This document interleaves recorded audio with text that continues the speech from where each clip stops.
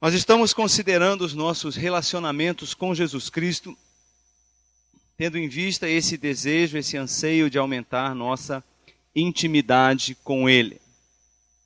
Hoje vamos falar de dois desses aspectos do nosso relacionamento. O primeiro deles diz respeito a uma figura, a uma metáfora que a Bíblia emprega de maneira constante, desde o Gênesis até o Apocalipse. A ideia de que Deus é nosso pastor e nós somos suas ovelhas. A ideia de que Jesus Cristo é o nosso pastor e nós somos suas ovelhas. A Bíblia utiliza bastante essa linguagem. A linguagem de pastor-ovelha está presente em todas as Escrituras e não poderia ser diferente. Porque a Bíblia está inserida no contexto do Oriente Médio Antigo, onde todas as civilizações, da Mesopotâmia ao Egito, eram civilizações agropastoris. Nós hoje temos muito pouco conhecimento, muito pouco contato com a vida agropastoril. 80% da população do Brasil vive em centros urbanos. E se perguntados como é uma ovelha, alguns meninos e meninas de nosso país não saberiam descrever uma ovelha. Alguns meninos e meninas do nosso Brasil sequer viram uma galinha viva. Tudo o que eles conhecem é frango congelado e chickenitos no McDonald's. A nossa convivência com ovelha é rara, é esporádica. Mas no Oriente Médio Antigo, da Mesopotâmia, do Golfo Pérsico até as cataratas do Nilo, ovelhas eram conhecidas. Um pouco menos no Egito, mas especialmente em Canaã eram muito conhecidas. Da mesma forma, a figura do pastor era extremamente comum, conduzindo o seu rebanho, como essa imagem sugere para nós aí. Na verdade, alguns dos deuses das civilizações vizinhas a Israel eram ocasionalmente apresentados como pastores. Eles eram deuses do campo, deuses da plantação e deuses do rebanho. Eram eles que sustentavam a fertilidade da terra e a fecundidade dos rebanhos. E por causa disso, nos textos antigos, vários desses deuses eram apresentados como pastores. Não era a única figura que os representava, alguns deles eram, ao mesmo tempo, pastores e guerreiros. O que também não é de estranhar, porque também o nosso Deus é apresentado como um guerreiro. E também Jesus Cristo, no Novo Testamento, é apresentado como um guerreiro, nas cenas finais do livro de Apocalipse. Mas era uma marca dessas civilizações entender e ver seus deuses como pastores. Da mesma forma, os reis das nações vizinhas a Israel, desde a antiguidade, mesmo antes de Israel existir como nação, se entendiam como pastores dos seus povos. Assim, nos documentos antigos, no famoso Código de Hammurabi, que foi escrito aproximadamente 200 anos depois da morte de Abraão e 200 anos antes de Moisés nascer. Hammurabi se retrata como o pastor de Sumer e de Agade, as civilizações que ele conquistou. Entre as suas funções como pastor foi conduzir o seu povo por meio da legislação que os deuses, na verdade, ele era um devoto do Deus do Sol, e no seu código aparece Hammurabi recebendo do Deus do Sol a lei que ele haveria de fazer cumprir entre o seu povo. Ele se chama de pastor. Mais ou menos 1100 anos depois, um dos reis mais violentos que a Assíria produziu. A Assíria era uma nação de guerra, uma nação belicosa, uma nação que tinha na conquista a sua maior realização. Assurbanipal, que construiu a maior biblioteca da antiguidade, só superada depois por aquela que Alexandre construiu em Alexandria, no Egito, era um rei guerreiro. Ele levou a guerra a todo o Oriente Médio, conquistou até o Egito, um fato que está registrado nas Escrituras, lá no livro de Naum. Apesar de ter como hobby, como atividade favorita, torturar os seus cativos de guerra, ele se descreve como o pastor do seu povo, aquele que conduz a sua nação mansamente. Só que nos lábios de Assurbanipal, essa palavra mansamente soa quase como uma agressão.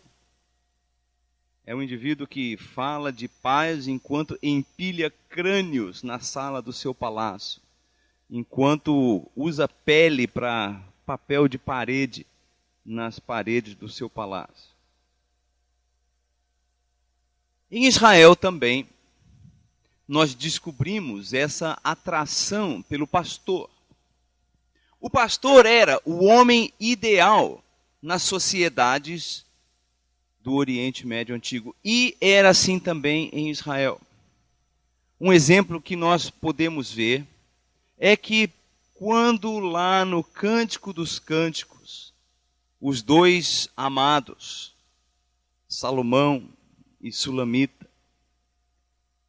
querem empregar uma linguagem figurada de carinho e de cuidado e de atenção, eles se referem mutuamente como pastor e pastora. Mesmo na nossa cultura já mais recente, na história da nossa civilização luso-brasileira, há referências a reis que eram pastores. Essa atração pela figura do pastor é antiga e generalizada. Ele era o homem ideal naquelas sociedades. Ele era um modelo de abnegação, ele era um modelo de cuidado, um modelo de sacrifício, um modelo de atenção individualizada. E mesmo os pagãos entendiam isso. Numa época em que a palavra pastor não só perdeu aquele toque de respeitabilidade que tinha no passado, mas traz consigo agora uma certa mancha na reputação da pessoa. Nós precisamos até ouvir os pagãos da antiguidade dizendo que o pastor era o homem ideal na sociedade. Pensando agora, claro, no pastor como uma atividade relacionada ao corpo de Cristo, à igreja. Não só os deuses dos outros povos eram apresentados como pastores, o próprio Deus de Israel também se mostrou como um pastor. Há passagens inúmeras nas Escrituras, das quais eu vou mostrar apenas algumas aqui a vocês, em que o Deus de Israel, o Deus que era o libertador do Egito, o Deus que era o Senhor do universo, se apresenta também como pastor de Israel.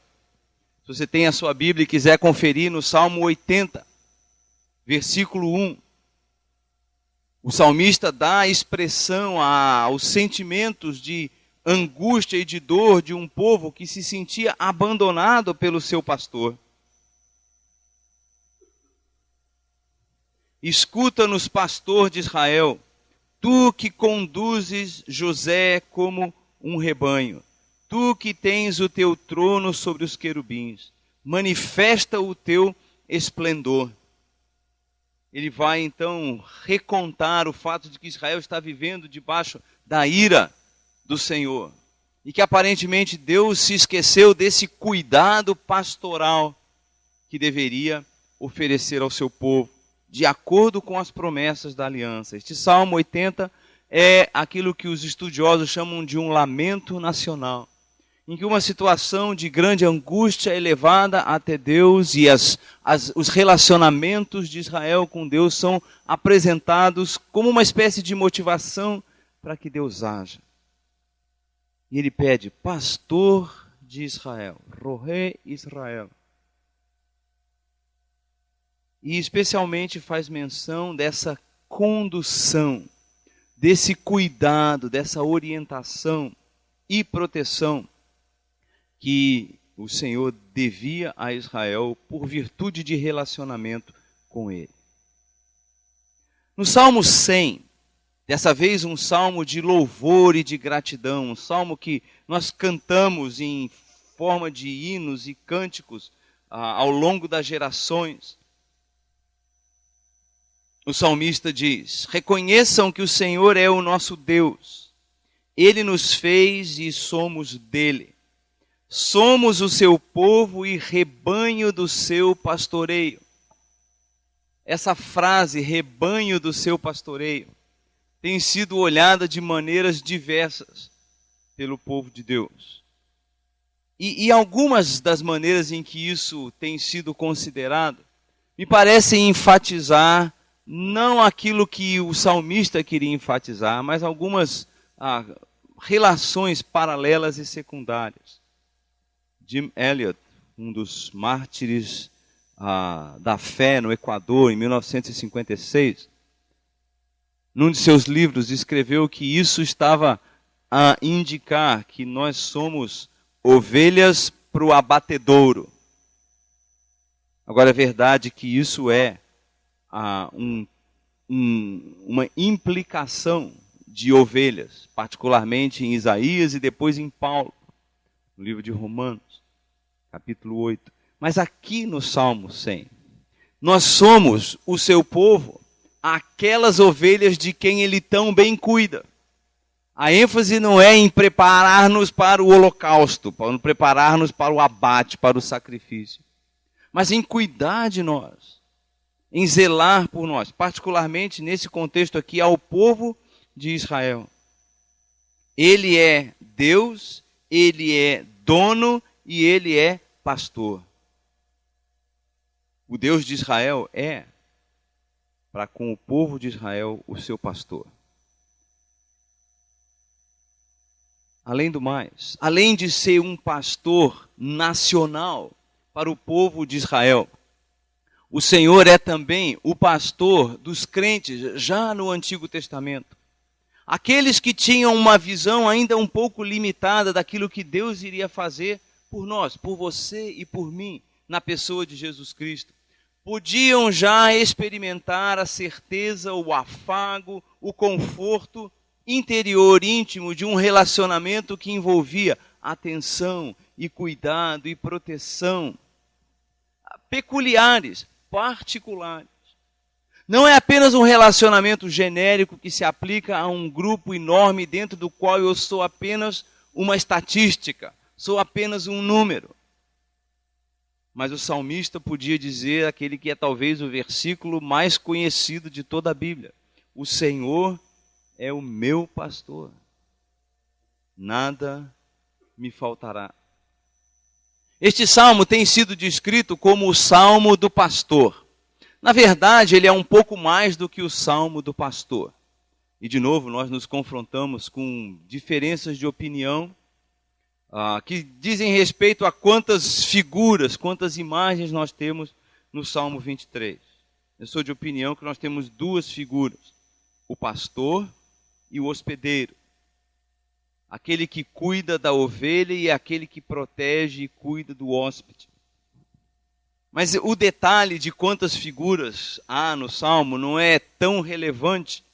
A questão fundamental é: que tipo de relacionamento existe entre esse crente e o seu Deus? Quem é esse Deus? Esse Deus é alguém que cuida ternamente. É alguém que supre suficientemente. É alguém que protege completamente. É alguém que satisfaz inteiramente. Esse é o nosso pastor. Esse é o nosso Deus. Esse é o Deus que é pastor individual. É aquele que nos chama pelo nome, como o pastor conhecia individualmente suas ovelhas. O Senhor, Adonai, o Deus de Israel, é o meu pastor.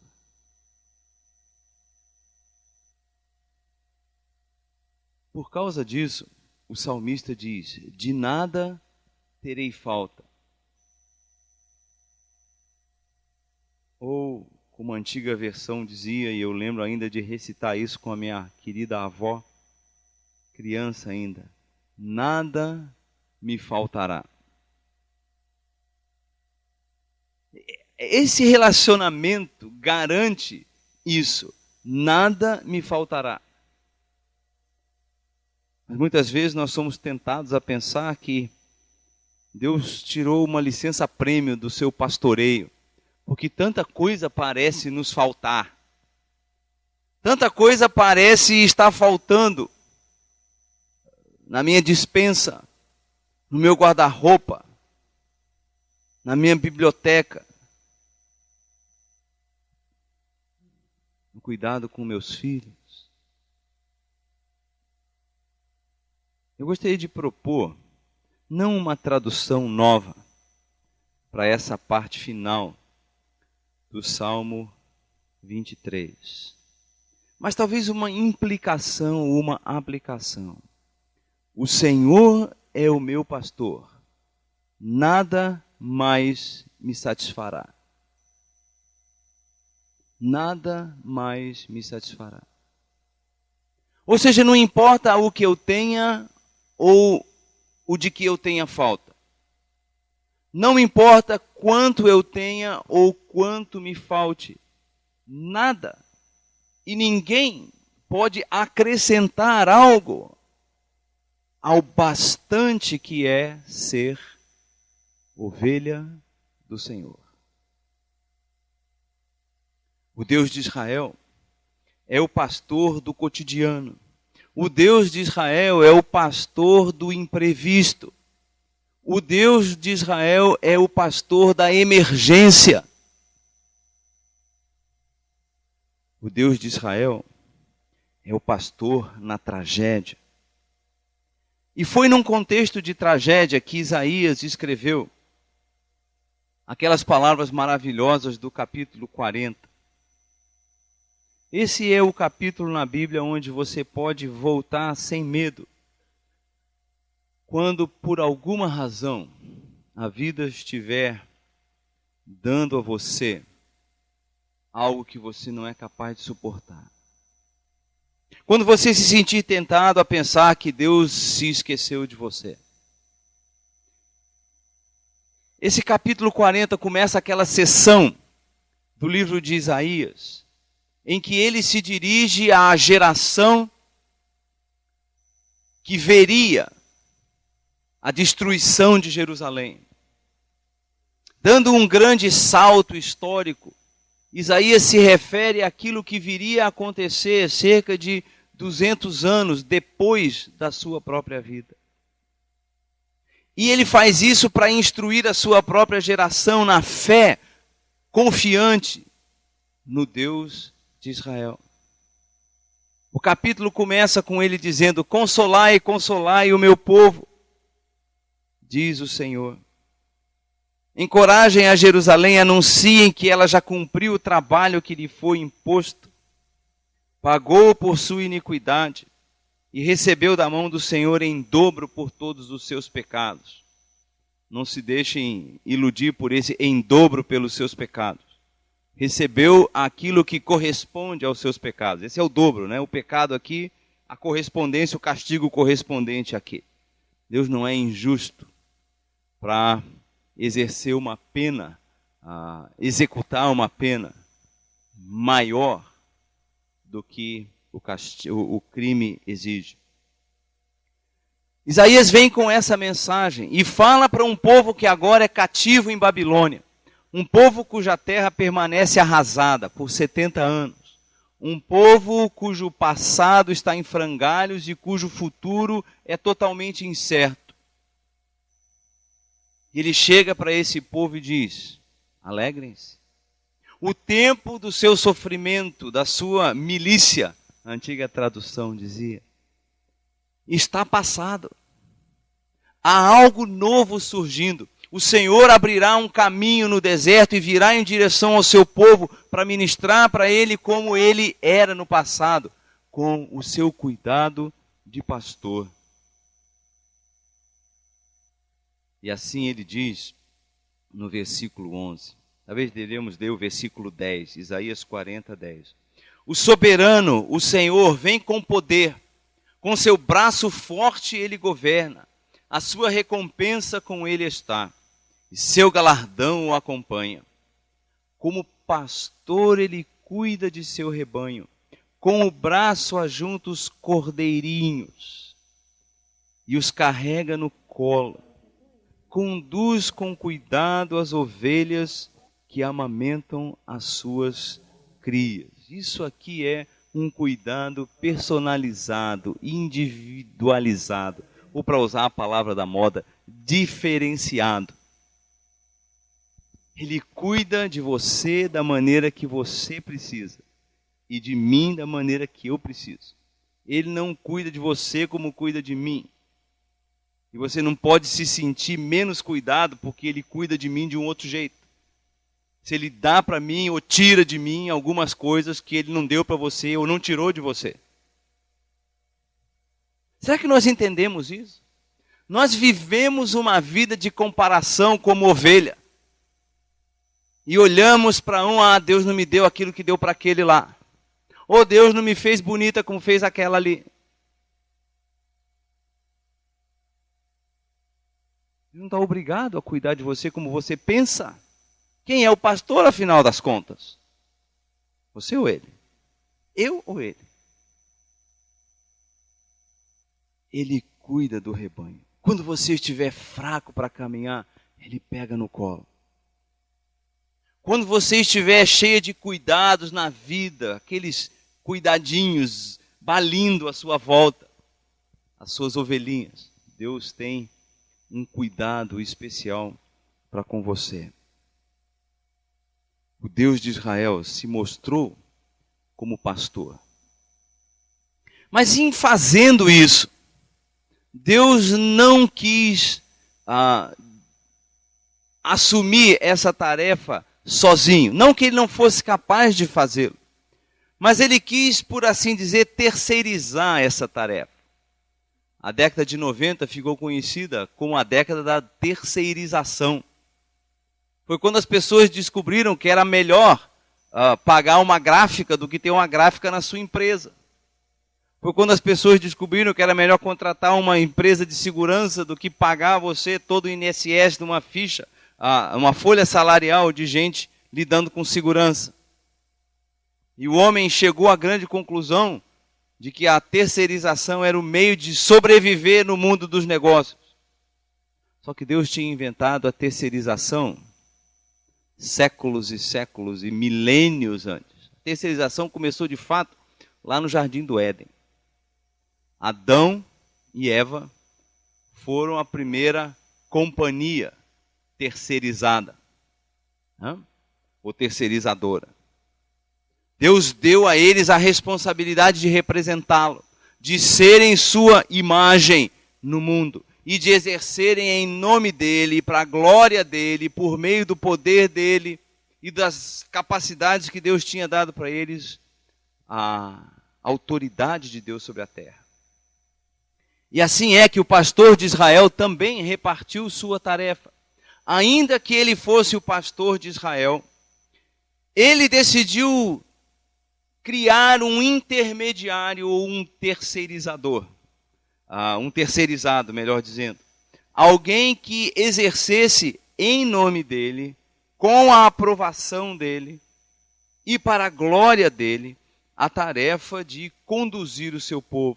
Assim é que os reis de Israel eram vistos como pastores. E aquele rei que se tornou o modelo dos reis em Israel era, por vocação, por assim dizer, pastor. Na verdade, quando ele é ungido, ele nem está em casa. E o seu pai tem que dizer ao profeta Samuel: tem mais um.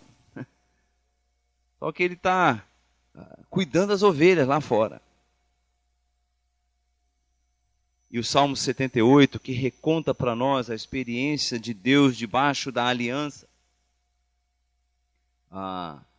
nos apresenta Davi como aquele a quem Deus chamou e qualificou para ser o pastor do seu povo.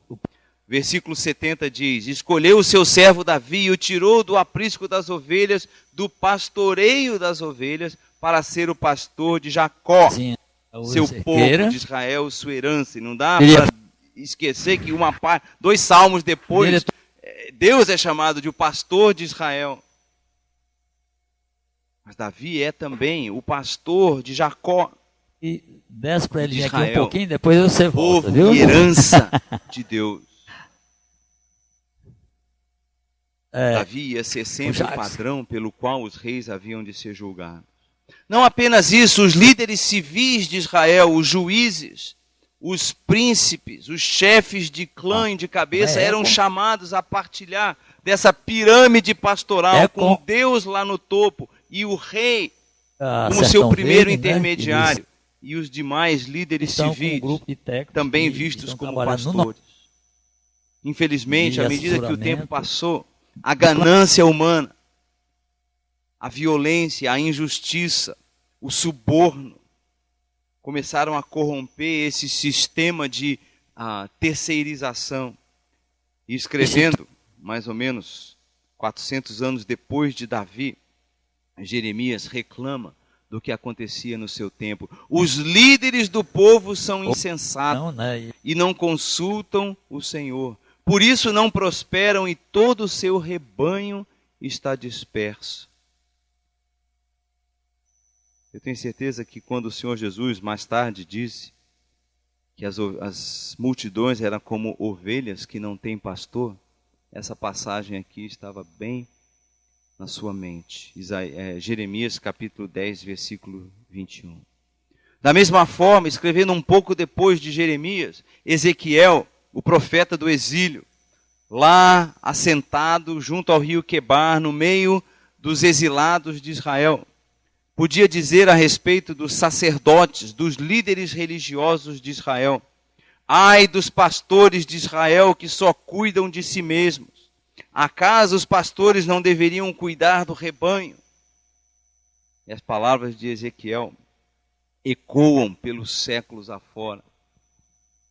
Chegam aos nossos ouvidos com um som extremamente moderno, extremamente atual. Ai dos pastores que só cuidam de si mesmos e correm atrás dos seus próprios interesses, da sua prosperidade, da sua fartura, que fique alguém, vamos dizer assim, amam os lugares nas primeiras classes, das diretorias anteriores, para não sabem aquilo que o seu povo passa. Continuidade, pelo menos a gente pensa assim, né? Então o Antigo Testamento nos deixa um sabor de fracasso. Porque aqueles que deveriam refletir o amor pastoral de Deus e apontar o nosso coração para Ele, levar-nos a crer que sim, Ele é o meu pastor. Não só o de Davi lá no século 10 a.C., Ele é o meu pastor hoje, no século 21. E ao longo da história do povo de Israel, o fracasso surgiu. Mas Deus não ficou simplesmente sujeito ao fracasso. Ele tomou uma iniciativa divina. Ele mesmo se comprometeu em tornar-se esse pastor, em manifestar-se como pastor. E prometeu ao povo de Israel algo que hoje nós ainda aguardamos que ele venha a fazer. Nesse mesmo capítulo, em que Ezequiel fala dos maus pastores, daqueles que devoram o rebanho, cuja única coisa que eles conhecem das ovelhas é o sabor das ovelhas. Ezequiel promete nos versículos 11 e 16 do capítulo 34. Né? Porque assim diz o soberano, o Senhor: eu mesmo buscarei as minhas ovelhas e delas cuidarei. Não é que Deus tenha sido pego de surpresa pelo fracasso da terceirização. Nós podemos sair daqui com a ideia pensando: bom, Deus tinha um plano A, o plano A não deu certo, e ele então entrou em campo para resolver o problema. Não.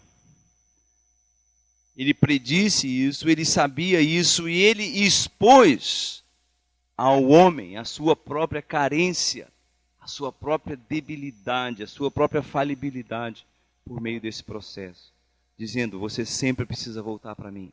Mas vai chegar um dia em que eu vou estar tão perto que a fé já não será mais necessária, vocês me verão. Falando com o povo de Israel. Porque assim diz o soberano Senhor: eu mesmo buscarei as minhas ovelhas e delas cuidarei. E o versículo 16 diz: procurarei as perdidas e trarei de volta as desviadas. Enfaixarei a que estiver ferida, fortalecerei a fraca. Mas a rebelde e forte, aquela que diz: não preciso de pastor, eu destruirei. Deus sabe quando é esse tempo. Enquanto isso, nós que somos pastores aqui, precisamos continuar buscando. Apacentarei o rebanho com justiça. Alimentarei o meu povo com a minha justiça. Esse fracasso humano produziu essa iniciativa que foi prometida lá no Antigo Testamento. Os profetas a prometeram. Mas ela viria a se cumprir somente centenas de anos depois. Ela se cumpriu quando o próprio Deus encarnou. Quando aquele que era o pastor de Israel veio oferecendo-se como pastor para todos os que estavam cansados e oprimidos. No Novo Testamento, nós encontramos Jesus Cristo olhando para as multidões do povo de Israel, que agora, depois de séculos sem uma revelação direta de Deus, tinha ouvido de João Batista, que após ele viria um de quem ele não era digno de desatar as correias das sandálias. Alguém que era maior do que ele, porque era antes dele. Alguém que era o Cordeiro de Deus que tira o pecado do mundo. E aí você tem as metáforas belamente se combinando na pessoa de Jesus Cristo, porque ele é o Cordeiro de Deus que tira o pecado do mundo, mas é também o pastor. Alguém que tem um coração de pastor. Em Marcos capítulo 6, versículo 34, nós encontramos um dos relatos daquela hora em que Jesus entra em contato com as multidões e ministra as suas carências. Interessantemente, quando ele ministra as suas carências, a primeira coisa que ele faz é ensiná-las. Versículo 34 de Marcos 6 diz: quando Jesus saiu do barco e viu uma grande multidão, teve compaixão deles, porque eram como ovelhas sem pastor. Não é que lhes faltavam líderes, faltava-lhes um pastor. Líderes existiam em abundância. Líderes religiosos no templo, que conduziam a sua adoração. Líderes religiosos na sinagoga, que os instruíam nas tradições do seu povo. Mas faltava-lhes aquele líder que suprisse a carência do seu coração, que tocasse as necessidades mais fundas da sua alma, que falasse aos seus anseios e medos pessoais, que suprisse uma esperança de algo maior do que se vai ter comida na mesa amanhã. Então, começou a ensinar-lhes muitas coisas. Há toda uma vertente do cristianismo evangélico, por assim dizer, brasileiro, que diz que nós não podemos ensinar se não alimentarmos antes. Eu não sei o que eles fizeram com a história da multiplicação dos pães, porque todos os evangelhos dizem: começou a ensinar-lhes e depois deu-lhes comida. E ele é o bom pastor. Ele é o meu pastor. Ele sabe qual é a minha ordem de prioridades. Ele sabe priorizar as minhas necessidades. E aqui ele foi ao coração antes de ir ao estômago. Não tem razão para a gente inverter a ordem. Também não tem razão para a gente omitir o estômago. mas a ordem de Jesus Cristo me parece uma ordem muito boa. Jesus tinha esse coração pastoral. Ele queria chegar onde os líderes religiosos de Israel não haviam chegado. Ele queria tocar, sensibilizar aqueles corações com a sua necessidade de confiarem no Deus de Israel, não nas instituições religiosas de Israel. Ele queria levar esse povo a depender do Deus de Israel, não da história gloriosa de Israel e nem da esperança gloriosa de Israel. Era Deus. Era isso que ele estava ensinando. Que era mais importante o reino de Deus e a justiça de Deus do que as coisas cotidianas, do que a despensa e o guarda-roupa. Conversando com a liderança de Israel, aqueles que eram os pastores de Israel, lá em João capítulo 10, Jesus Cristo entra e começa a explorar essa metáfora, essa comparação que vem desde lá o Antigo Testamento. E nós só entendemos João capítulo 10 se tivermos passado por tudo aquilo que Isaías e Jeremias e Ezequiel e Zacarias, que eu nem citei aqui, disseram sobre os pastores de Israel. Os pastores cruéis, os pastores aproveitadores, os pastores insensatos. E é aí que Jesus começa esse diálogo. Eu lhes asseguro que aquele que não entra no aprisco das ovelhas pela porta, mas sobe por outro lugar, é ladrão e assaltante. Então ele começa a fazer aquele mesmo tipo de comparação que os profetas faziam, para chamar a atenção para a falência daquela liderança, para chamar a atenção para a incapacidade que eles tinham de suprir os anseios mais íntimos, de paz, de segurança do povo que deveria ser o rebanho de Deus. Ele fala de um relacionamento de confiança entre as ovelhas e o verdadeiro pastor. E então, ele diz, eu sou o bom pastor. E a implicação é, vocês são os maus pastores. Nós não podemos perder isso. Por isso as palavras de Jesus nesse capítulo foram tão ofensivas à liderança. E quando o capítulo termina, eles estão querendo apedrejar Jesus. E quando Jesus Cristo diz, eu e o Pai somos um, lá no versículo 30, essa unidade vem desde o começo do capítulo, quando ele diz, eu sou o bom pastor. Quem era o bom pastor? Ezequiel capítulo 34, aquele que viria para tomar conta das ovelhas. Jesus está dizendo, eu sou o Deus do Antigo Testamento. Os muçulmanos costumam nos provocar, dizendo que Jesus Cristo nunca disse que era Deus. E de fato, não tem nenhuma vez no Novo Testamento, nos lábios de Jesus, a frase, eu sou Deus. Mas essa aqui do capítulo 10 de João, essa comparação entre Jesus e o Yahweh, o Deus de Israel no Antigo Testamento, Adonai, é intensamente declarativa. Ela é uma metáfora, ela é uma figura. Mas é como se Jesus dissesse, o Deus de Israel, o Senhor disse, ele era o bom continuará pastor, conosco como que se preocupava com as ovelhas. Eu sou o bom pastor. Se A é igual a B e B é igual a C, a matemática nos diz que A é igual a C. Se Adonai é o pastor e Jesus é o pastor, Jesus é Deus como Adonai. E por isso eles quiseram apedrejar Jesus Cristo. E ninguém pode dizer que tem a Jesus como pastor, se não o tiver como Deus. A gente vê aí espalhado por esse Brasil afora, carros e carros com adesivos. O Senhor é o meu pastor.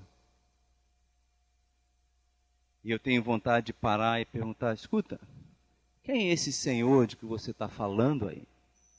Quem é esse Senhor que você diz que é o seu pastor? Em João capítulo 10, exige essa crença fundamental em Jesus Cristo como Deus. Porque se Ele não é Deus, Ele não está qualificado para ser pastor. Todo mundo quer um pastor que pegue a gente no colo, que passe remédio na ferida. Mas nem todo mundo está disposto a ter um pastor que é Deus. Escrevendo sobre Jesus Cristo, o autor de Hebreus, aquele famoso desconhecido, aquele que talvez seja a primeira pergunta que muita gente vai fazer no céu: quem escreveu Hebreus? Diz o seguinte, capítulo 13, versículo 20: o Deus da paz, que pelo sangue da aliança eterna trouxe de volta dentre os mortos o nosso Senhor Jesus, o grande pastor das ovelhas. De novo, ele está fazendo referência agora a João capítulo 10, porque ele diz: eu sou o bom pastor, e o bom pastor dá a vida pelas ovelhas. Esse é o nosso pastor hoje. Alguém que é eterno, alguém que é Deus, alguém que é sábio, que discerne as nossas necessidades, que é capaz de supri-las e que se entregou por nós, por você e por mim. Se você fosse a única ovelha perdida, Ele iria buscar você.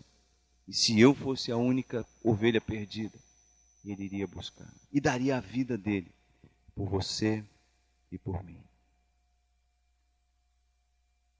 Também o apóstolo Pedro, escrevendo sobre Jesus Cristo, especificamente no contexto de admoestar os pastores a uma vida, pastores de igreja, a uma vida de humildade, de satisfação, de integridade pastoral. Disse o seguinte: quando se manifestar o Supremo Pastor, vocês receberão a imperecível coroa da glória. Esse que é o nosso pastor, no passado deu a sua vida. Hoje ele é o nosso pastor e ele nos sustenta com a sua vida. E no futuro ele será o supremo pastor e ele nos alegrará com a sua vinda. Nós precisamos guardar esses tempos do nosso relacionamento com Jesus Cristo. O bom pastor, pela sua morte, nos ofereceu perdão de pecados. O pastor, o meu pastor diário, no cotidiano, sustenta-me com a sua vida. E o Supremo Pastor me livrará deste mundo com a sua vinda. O nosso último slide dessa palestra aqui faz uma comparação entre o pastor, entre o meu pastor do Antigo Testamento e o bom pastor do Novo Testamento. O pastor de Israel, o meu pastor de Davi, oferecia repouso e suprimento. Guia-me mansamente às águas tranquilas, leva-me aos pastos verdejantes. Ele dá repouso e suprimento, faz-me deitar tranquilo, porque Ele cuida de mim. Ele me oferecia restauração e orientação. Ele me oferecia proteção e segurança, e os versículos são bem conhecidos no Salmo 23. E é isso que o Senhor Jesus Cristo faz com aqueles que são dele. Mateus 11, 28 e 29, registra aquele convite terno, afetuoso, amoroso de Jesus Cristo. Homenageado é o Senhor Paulo Rosa. Eu gostaria de convidar a nossa associada Caterine para entregar a placa. Quantas pessoas isso envolve, minha gente? Quantos cabem dentro dessa frase? Toda a humanidade. Vinde a mim, todos os que estáis cansados e oprimidos, e eu vos aliviarei, eu lhes darei descanso. Tomai sobre vós o meu jugo, aprendei de mim, porque sou manso e humilde de coração e tereis descanso para as vossas almas. Esse é o nosso pastor, dando-nos repouso, dando-nos suprimento. Não apenas o suprimento material, mas suprindo todas as nossas necessidades, segundo as riquezas gloriosas de seu Pai, Deus. Filipenses capítulo 4, versículo 19. Esse versículo é muito erradamente usado, simplesmente para quem espera ter uma conta com 6 dígitos em algum banco por aí. Teresa Neumann, para a entrega da nossa... O compromisso de Deus de vir ao encontro daqueles que se entregam a Ele em confiança e abrem não só o seu coração, mas o seu bolso e a sua casa em favor do reino de Deus. A esses, um bom pastor promete suprimento. Ele oferece também a restauração e a orientação. Marcos capítulo 3, versículo 5. Marcos capítulo 8, versículo 25. E Romanos capítulo 8, versículos 14 e 16, que é a passagem que eu vou ler para vocês. Romanos capítulo 8. No contexto da nossa luta, da nossa batalha com as nossas próprias deficiências pela nossa carne, com a pressão do mundo à nossa volta. O apóstolo Paulo escreve as seguintes palavras: a Constituição, porque todos os que são guiados pelo Espírito de Deus são filhos de Deus. Pois vocês não receberam um espírito que os escravize para novamente temerem, mas receberam um espírito que os adota como filhos, por meio do qual clamamos: Abba, Pai. O próprio Espírito testemunha ao nosso espírito que somos filhos de Deus. Deus nos guia, Deus nos leva por seus caminhos, e às vezes esses caminhos passam pelo vale da sombra da morte, pelo vale da profunda escuridão. Mas ali, na figura, são a sua vara e o seu cajado que nos consolam. Na realidade, é a presença santa, santificadora, protetora, consoladora do seu Espírito na nossa vida, que nos corrige, que nos disciplina, mas que também nos encoraja e nos guia. O bom pastor restaura e orienta. O bom pastor supre as necessidades daqueles que são seus, segundo a promessa que nós temos desde o Antigo Testamento, nesse breve estudo de pastorologia que nós estamos fazendo. O bom pastor, o meu pastor, me protege, e o bom pastor me garante não apenas a proteção temporal, não apenas uma apólice de seguro contra bandido e assaltante. Na verdade, ele não promete isso, mas ele promete algo que bandido e assaltante e terrorista não podem tirar. Em face de uma sentença de morte dos lábios de um imperador que a essa altura já era o monstro que o mundo veio a conhecer, Nero, o apóstolo Paulo escreveu as seguintes palavras, 2 Timóteo, capítulo 4. O Senhor me livrará de toda obra maligna e me levará a salvo para o seu reino celestial. A Ele seja a glória para todo sempre. O que é que o mundo pode fazer comigo? O pior que ele pode fazer comigo é me matar. Mas quando ele me matar, no momento em que ele me matar, os braços do bom pastor, os braços poderosos do supremo pastor, os braços amorosos do grande pastor, os braços que penderam da cruz por amor de mim, me susterão. E eu atravessarei aquele portal que é a morte, para conhecer como nunca conheci antes. Quão maravilhoso é o meu pastor, e quão doce é ser ovelha de Jesus Cristo. Vamos baixar as nossas cabeças e orar ao Senhor nosso Deus. Nosso Pai bondoso, que maravilha é ter um pastor assim. Que maravilha é ter um Deus que se compromete desde a eternidade até a eternidade, com o bem-estar maior de suas ovelhas. Muito obrigado por um amor pastoral tão grande. Mas houve um aumento que o pastor substituiu a ovelha. Quer dizer, isso no já sacrifício. Porque a gente tem que ser sincero. Porque ele deu a sua vida as pessoas por nós. Da Adal estão consumindo mais, não é? Porque ele se deixou ferir e maltratar e humilhar e ultrajar. E essa ideia já prega por aqueles que por tanto tempo foram rebeldes a ele. São das famílias. Obrigado pela paciência com que tu vieste ao nosso encontro. Obrigado por quantas vezes eu não gosto muito de teres afastado aqueles que nos destruiriam.